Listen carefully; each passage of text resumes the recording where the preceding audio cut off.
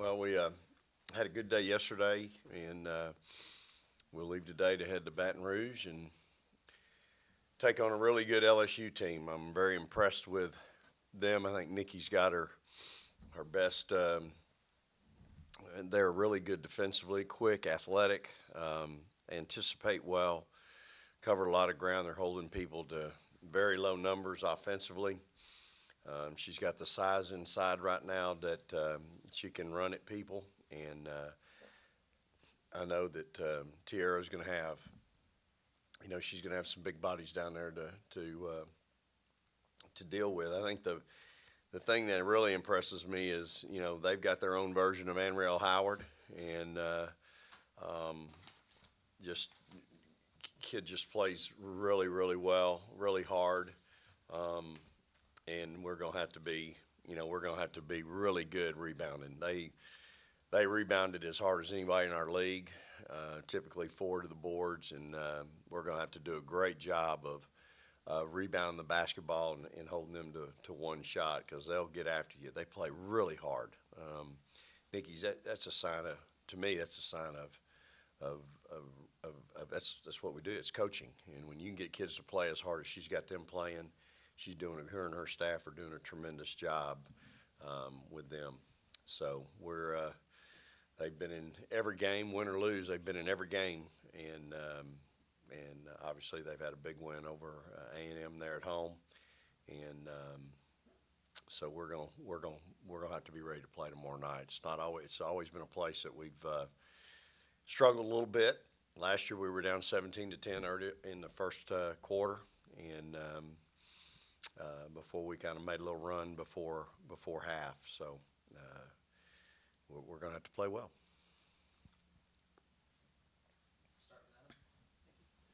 Good afternoon. How did you reconfigure, if you did in fact reconfigure your offense from a three-point oriented shooting team last season to one with so many question marks entering the season, and then how do you tweak it, if you tweak it, without Chloe?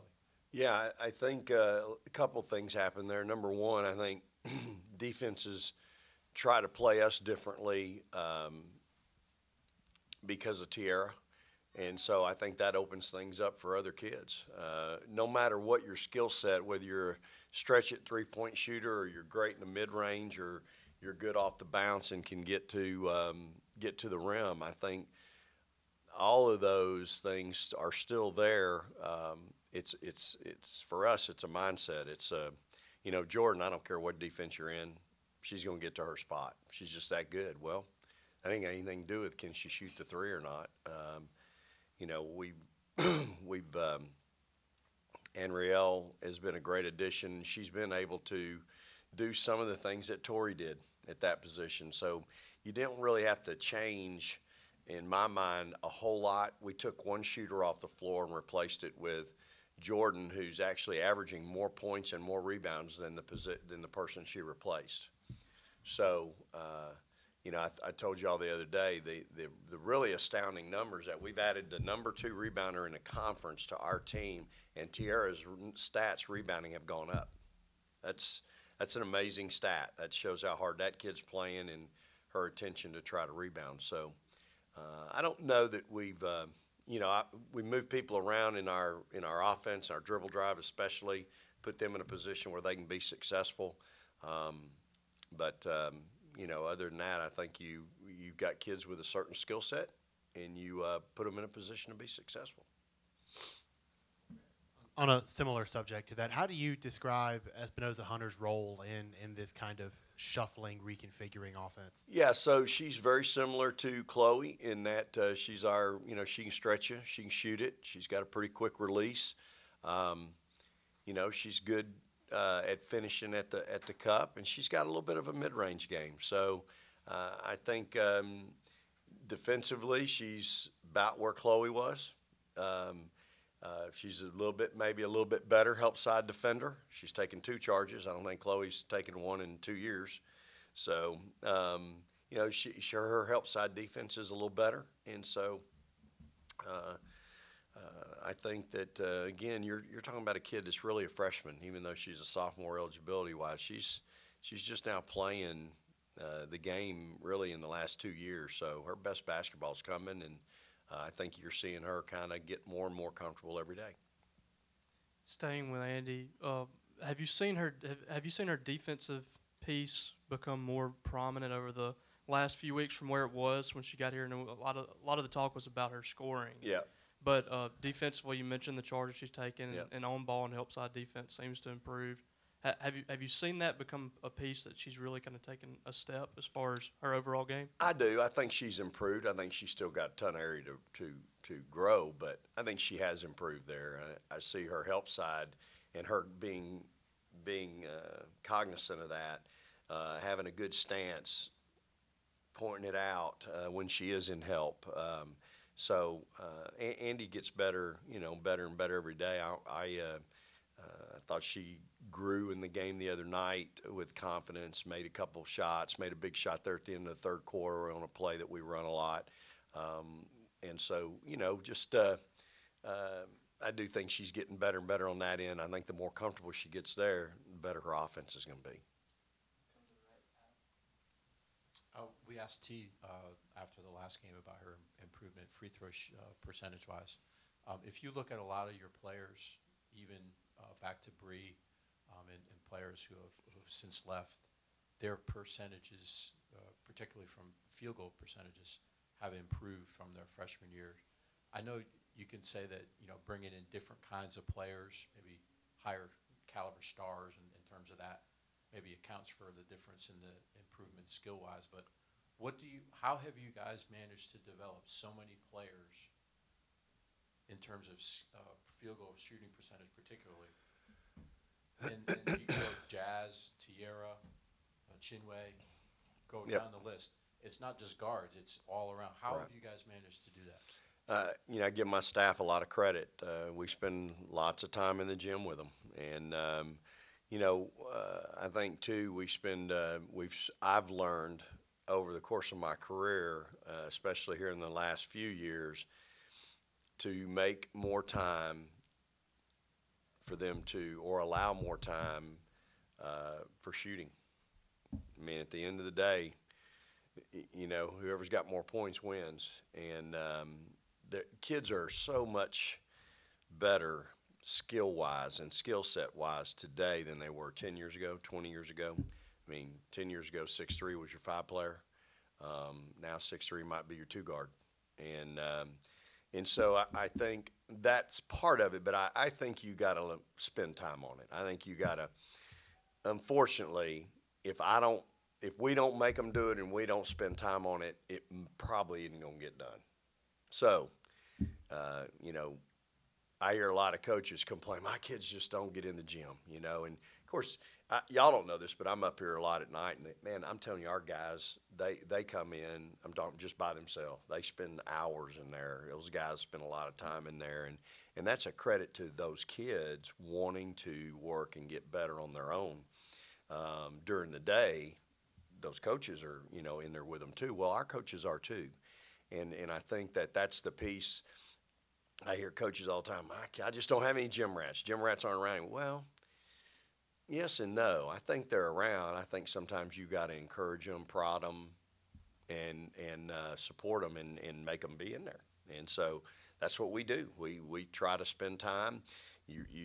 Today I'm going to take 30 minutes of practice at the end, and we're going to spend time shooting, before we get out of here to head south. So I just think as a coach, I've learned over the years to spend more and more time on that because in a practice time, a 2-hour or 2.5-hour practice, we probably don't spend enough time shooting, and you need to. So. Because sometimes you hear the talk about how some players' defense fuels their offense. In terms of what Tierra does, when she's rebounding well, do you see that translating over to her offensive game, or maybe vice versa? I think my experience with T is when she's interested, she's good at everything.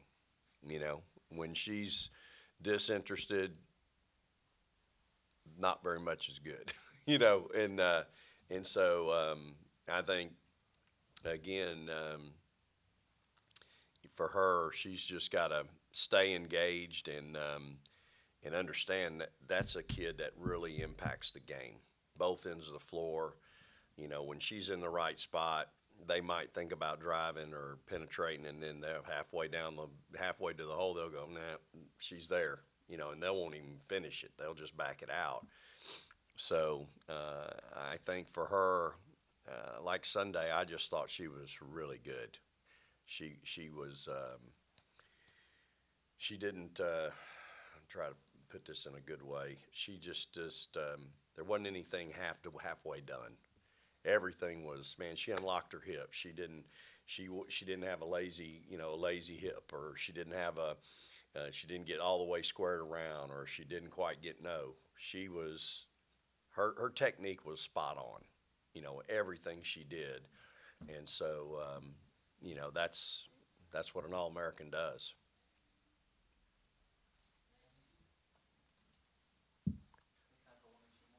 You've talked a couple times about trying to get all of your players and to, you know, not the exact words, but feeling good together at the same time. Playing well together, yeah, at the same time. Playing well together at the same time. How is that different from the chemistry that last season's team had so well? It almost seems like it wasn't effortless, but at times it looked effortless.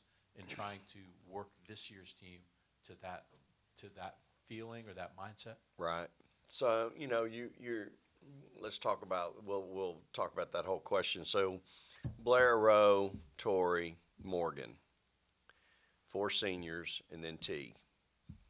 You know, those kids, when the lights came on, man, you know, I had a real confidence in them. They just weren't, I don't want to say moody, but they were very consistent. And again, you can talk to coaches no matter what sport. You know, some teams are more consistent than others, and you can rely, and you just know, hey, I just got to make sure they know where the bus is loading from and what time we're leading and leaving. If they're all on there, we got a good chance to win. That was that team. Each team's different. That's the first team I've had ever that I've had like that. But those kids had earned that. I had gotten that confidence from those kids. They'd earned that over the course of time. I felt good about them. They didn't, you know, they didn't let a sour milk on their cereal or a bad test or something personal in their life take away from their pure joy of basketball. I think that's the best way to put it. So from a mental standpoint, they were just really mentally tough, if that makes sense. And each team's different, and that's hard. And so with this group, like every other group I've had pretty much for the most part, some things can, as my parents used to say, upset the apple cart. You know, some things can upset that every day. You know, there's so much going on in a young person's life. You just don't know. And so, you know, Danielle Adams, who I coached at my previous school, who was an All-American, it didn't matter what happened. At 1 o'clock every day, nobody was going to destroy and take away from her 2 hours of pure joy of playing basketball. I don't care what happened. She was going to whip your butt. She was going to be dominant. She was going to love you while she did it. She was going to be happy while she did it. But you knew if you were going to line up against her, you better be ready. And so every team's different, and this one's different. And so you just have to keep coaching, teaching, and working on that mental piece. And I think that's the thing right now with this team is just trying to get them all on the same page for the last 2 months and making a run and letting them know, man, we haven't scratched the surface on where we can be. I see so much potential in this group. We had a heck of a practice yesterday, one of our better ones, and I can remember. And you don't want to leave it on the practice court, but I think that we've got so much room to grow.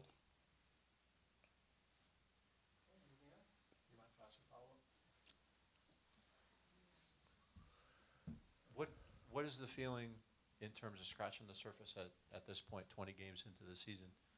I know you have a good feel for the team's identity, but your comment would almost seem to suggest that the way I'm reading it, you're not really sure if that team is going to get there to that mindset that you just talked about. Is that a fair assessment? Or? I wouldn't say it's up to me to get it from, to get it out of them. At the end of the day, it's up to me and our coaching staff. We've got to get it from them. I mean, that's our job. That's coaching. And so, that's my expectation. It's like this, Adam. I'm trying to pitch a perfect game here. That's just who I am. And it ain't gonna happen, by the way. I'd like to beat somebody something to nothing. That's who I am. I'm trying to coach the perfect game, the perfect team, every day. My staff, they work tirelessly in that same mentality. We're trying to, we talk about, hey, let's practice perfect. Can we practice perfect? Can we play perfect? No, you can't. But we want to try. Now look, I try to live that way too. When I go fishing, I'm not interested in just fishing. I do my homework. I want to make sure they're biting, where they're biting, and what they're biting on. And so when I go, I don't want to catch 2 or 3. I want to catch my limit. That's just who I am. And so for a little bit, trying to coach the perfect game, be perfect, you can find yourself being a little bit miserable. That's a hard way to live. But at the end of the day, that's just who I am and who we are and see what we're trying to do here and try to be. So, it's every day is just we just want to keep trying to do. We want to practice perfect. We want to play perfect. And you know what? Maybe if you keep working toward that, you can win that last game.